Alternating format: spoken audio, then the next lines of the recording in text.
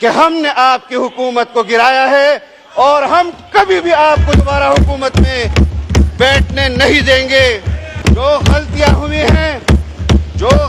ہوئی ہیں وہ بھی اپنی سزا بھگت رہے ہیں۔ یہ نکمے تھے، نہیں چلا سکتے تھے حکومت۔ میں ایسی حکومت پر جس میں امریکہ کی آشیرواد ہو لعنت بھیجتا ہوں کہ مجھے وہ حکومت خیرات میں دی جائے۔ لوگ سپریم کورٹ گئے، سپریم کورٹ نے اس پارلیمان کو اس کا حق واپس دلایا۔ اسی دن چاہیے تھا کہ اسپیکر کے خلاف، وزیر اعظم کے خلاف اور صدر مملکت کے خلاف آرٹیکل 6 لگایا جاتا، کیوں نہیں لگایا گیا؟ اور آج اس جھوٹے بیانیے کو جب وہ ناکام ہوا، پھر کہا گیا جنرل باجوہ نے میری حکومت گرائی، پھر کہا گیا کہ محسن نقوی نے میری حکومت گرائی، اور تمام بیانیے من گھڑت ڈھونگ رچایا گیا قوم کے سامنے۔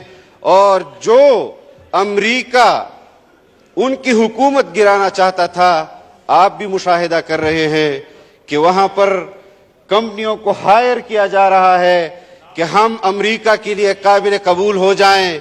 میں ایسی حکومت پر جس میں امریکہ کی آشیرواد ہو لعنت بھیجتا ہوں کہ مجھے وہ حکومت خیرات میں دی جائے۔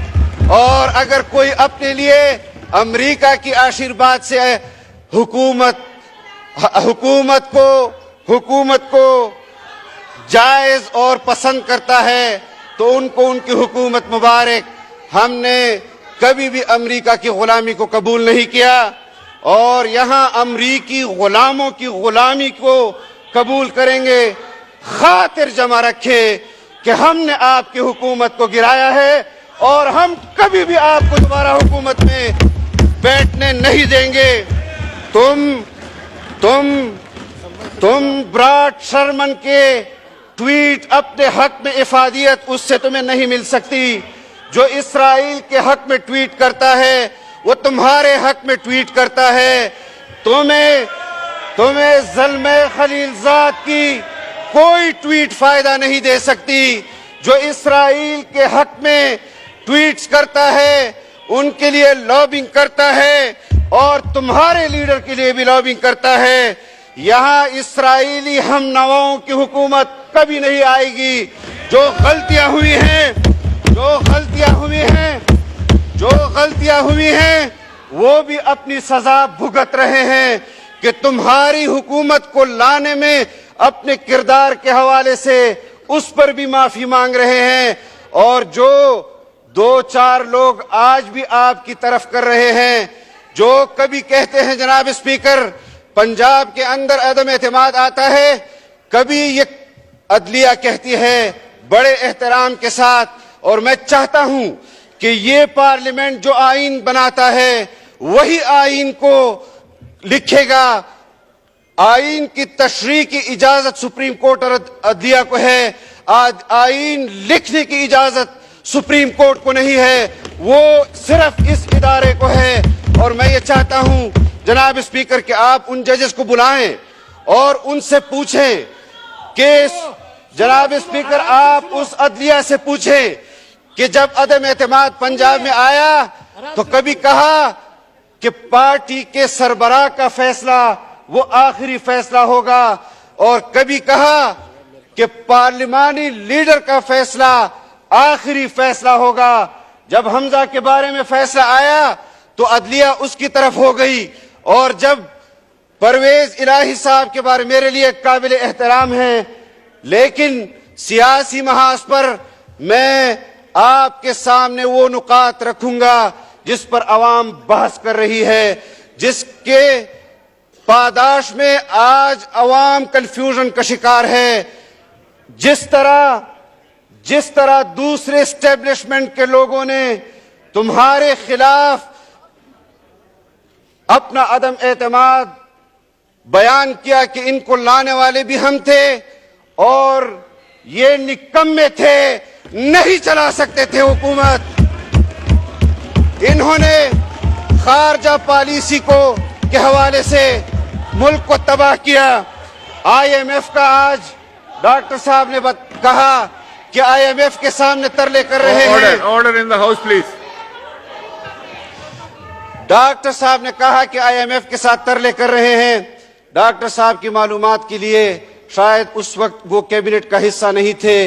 ये आपके गम के चिराग हैं जो कभी जल रहे हैं, कभी बुझ रहे हैं, और हम इस मुल्क की खातिर खुदा गवाह है जनाब स्पीकर कि जब हमारा इत्तेहाद बना, साफ शफाफ इंतखाबात के लिए बना।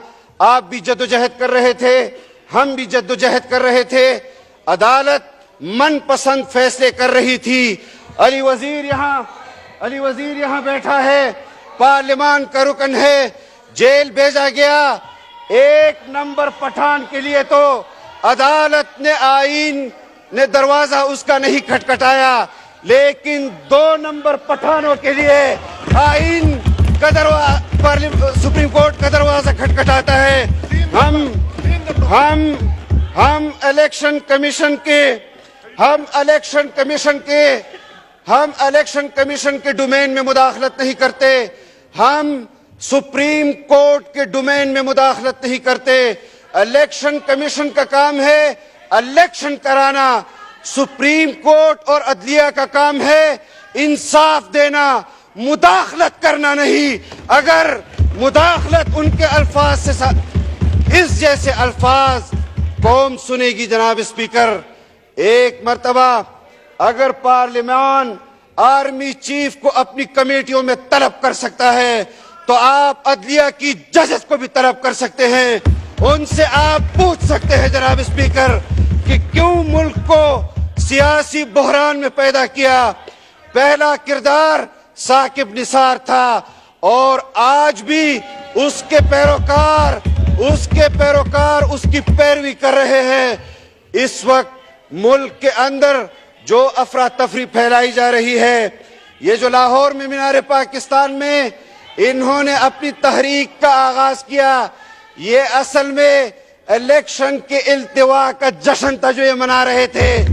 इनको भी पता है कि हमारे साथ आने वाले इलेक्शंस में क्या होगा।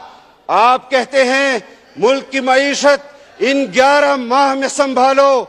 75 साल के 25,000 कर्जे को आप पौने 4 साल में 50,000 अरब पर ले गए और मुझे कहते हैं कि 11 माह में, और मैं जमानत देता हूं कि हम आने वाले चंद माह में भी आपको अपनी कारकर्दगी बताएंगे। लेकिन नादान न बनो।